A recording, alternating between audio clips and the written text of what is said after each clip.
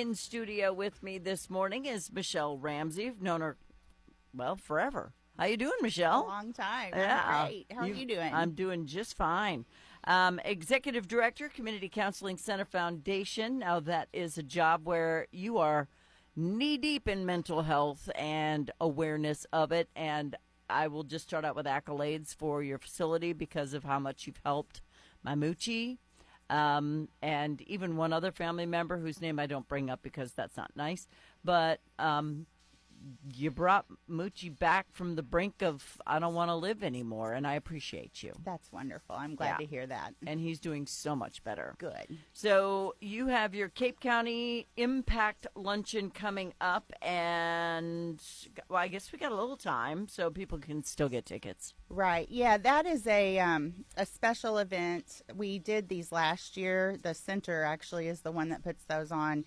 In each of our counties, and stakeholders and community partners get the opportunity to come in each county. We have 5 counties that we serve: Cape, Bollinger, Perry, St. John, and Madison County. And so we do these luncheons just to share our accomplishments, what we've done for the community over the last year. And people get a chance to interact with staff, and it's a great opportunity for people to come out. So you can check out the website, cccntr.com, for more information on that. And we choose to do those in May because it's Mental Health Awareness Month. What happens at those things? What do you guys do? So there's booths that you can visit, some interactive things, some wellness activities, and then you get to hear from our staff as far as the accomplishments and the impact that we've made on the community. Yeah, well, and I mean, obviously, I gave a 10-second testimonial, but you have thousands of people who could do that. Yeah, Thousands. We have a lot of people that that are very outspoken and want to share their stories, and then others just like to keep that private. So we have a gentleman who has gone through our programs that's supposed to speak at each of the conferences, and I'm really excited to hear that he's overcome some drug addiction, and that leads to other issues as well. So it should be very enlightening and a great opportunity for people to hear about that. Yeah. People think drugs are fun until drugs become everything, and then all of a sudden drugs take over your life and you lose everything. And then once you've lost everything, you start to lose your mind. So just say no to drugs, please. Yeah. All right. So beyond the luncheon, what are we doing this month? I mean, you're obviously wearing your green shirt. I am. We're wearing Green Fridays. So we have mental health awareness T-shirts, and we have those available for purchase at the foundation office at 63 Doctors Park. They're $20. We have 3 different designs. All of the funds that we raise through the month of May obviously goes back into the programs that we, provide at Community Counseling Center. We also have free green light bulbs, and we've put a call out to local businesses if they have a customizable digital sign to do something in recognition of Mental Health Awareness Month. We can provide you graphics if you need those, but otherwise you could do something as simple as support Mental Health Awareness Month. I mean, it doesn't have to be a hard thing. A lot of, like our Mike FM station has gone green on their website. I asked them to put ours in green as well in support of y'all, just because it's really important that people know that we support Mental Health Month. Absolutely. And Rachel has worked with us so much to come up with some ideas, ways to be creative for Mental Health Awareness Month. We do have yard signs that people can get and just put in their windows. I've seen some businesses that don't have outdoor lighting that actually put some lamps in their windows and put the green light bulbs. Oh, that's good. A lot of the new signs today have a button you push and you can change the color scheme. So any business that would like to get on board, we would love to have them help us shine a light on mental health, which is what we're doing during the month of May. Yeah, and we're already on May 2nd, so get to getting. Get to getting.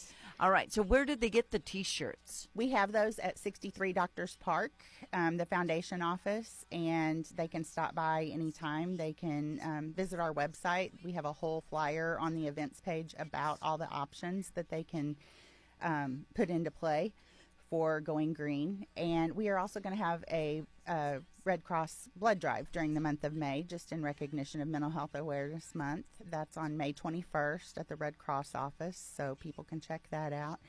And then looking ahead, we have something really exciting that we're going to be talking about a lot as it gets closer, but we are putting on, instead of the traditional suicide prevention conference that we've done for years, we're going to be putting together a conference called Thriving Together, and it's a community behavioral health and wellness conference on Wednesday, July 23rd at the Show Me Center. So you'll be getting more information on that, but we have some really exciting speakers. We have a survivor of the Boston Marathon bombing that's the keynote speaker, and it'll have tracks available for families to attend with their children, as well as suicide prevention, substance use, and all of those, factors that we need a lot of information to be able to exist in this world right now. And a lot of people have these highlight reels on Facebook of their perfect little lives and how all these things are great. You just even mentioned something and I get PTSD.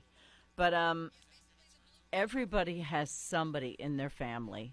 And I don't care who you are, we've all got at least one. Everybody does.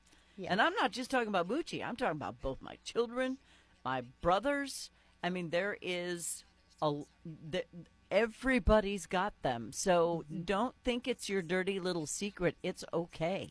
It is okay. And just to throw out some Missouri statistics, just to keep it a little closer to home, 1 in 4 adults in Missouri live with a mental illness. And mental illness gets a bad rap because that sounds very overwhelming, and it can be very overwhelming, and a lot of times it is, but it can be something as simple as depression. And that's a real thing. And if everyone is realistic, they've all experienced or know somebody that has. And you can go through periods of it and then be okay. Absolutely. I mean, it happens. Bad things happen to everyone. Yep. So and it's okay there are to ways admit to it. Overcome it, and admitting it is the first step. Nearly 1 million Missourians struggle with substance abuse, and that one bothers me so much. We deal with that every day, and that leads to poor choices, which then can lead to depression, which can lead to trouble with the law. I mean, it's a spiral. And then when it comes to kids, 1 in 6 children in Missouri are affected by mental illness. And 1 in 10 teens has a substance use disorder. Or an eating disorder. Oh, yes. That too. Yeah. So, it's all mental. It's all mental health, depression, suicide, all of those things, the things that people don't want to deal with. It's real, and they're dealing with about it. It's like people used to whisper the word cancer because you couldn't say it out loud. I mean, that mental health is kind of the cancer of right now. But what I want to bring into the light is that a lot of people are scared to say anything because they're afraid they're going to lose some of their rights. If you go ask for help for depression or something and you're put on some sort of a medication, they take away your right to bear arms. They do stuff like that. So a lot of people are in the closet on this stuff because they don't want to lose their rights. True. And I think that we need to address that at some point because not everybody who's sad is going to kill themselves. Absolutely.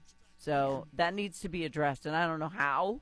I'm not the genius that's going to be able to figure that one out, but one of our legislators needs to figure that out. Yeah. Because if somebody needs a little help along the way, it shouldn't take away something that they need for their entire life. Right. Yeah. Right. So I just pulled that one out of my butt. Sorry. That's all right. But it's true. Yeah. Yeah. Get a puppy. It'll make your life so much better. Puppies make everything better. They do. I have 2 new ones. I'm just like, more puppies, please. All right. So somebody wants to call and argue with me. I know that it's not in every case. I get it. But it does happen. All right. So there are a lot of agencies and places that do mental health awareness and mental health help and all that sort of thing. But you guys have been changing the services that you have available at the Community Counseling Center as well. So you might have a service now that people don't know you have. Absolutely. Last year with the center's 50th anniversary, there was a rebrand, and the rebrand changed our name to Your Behavioral Health and Wellness Resource. That's really long. It is. Your but behavioral health and wellness it's a tagline. resource. Okay. But that allows us to really elaborate, and we now have programs that are to be able to be presented at a business for CEUs, for like a professional development day, that type of thing. Mm-hmm. And there are probably 30 or 40 topics that we already have presentations, and we can provide a speaker to come in and be a true resource to area businesses, to area schools, you know, all of the opportunities. We've even had like a scout troop that had a lot of homeschooled kids that don't get the drug prevention message that they do in school.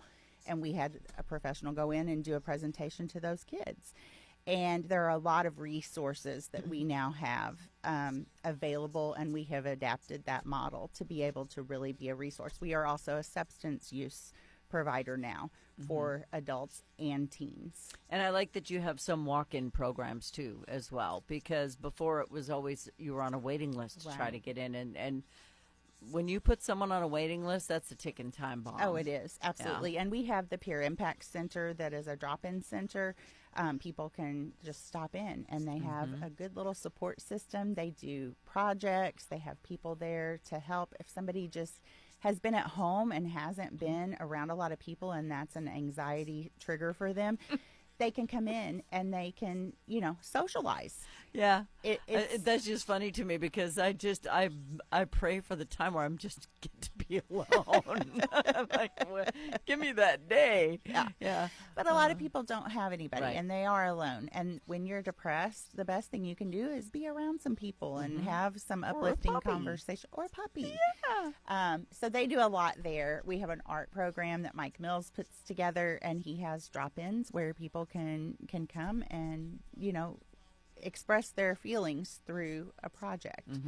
So there are a lot of really good programs available now, and I would just encourage anybody who needs that resource, reach out to the office. And don't be embarrassed, because it's 2025, not 2005. I mean, that 20 years ago, this would have been a problem for everybody. Now it's okay to admit that you need some help. And we have great therapists, and we have great staff that can actually kind of talk you through what are you needing, what are you looking for, and be able to direct you in the right direction. And what are your options? So the Cape County Impact Luncheon is coming up on the 30th. You can get tickets by getting a hold of the Cape Girardeau County or Cape Girardeau Community.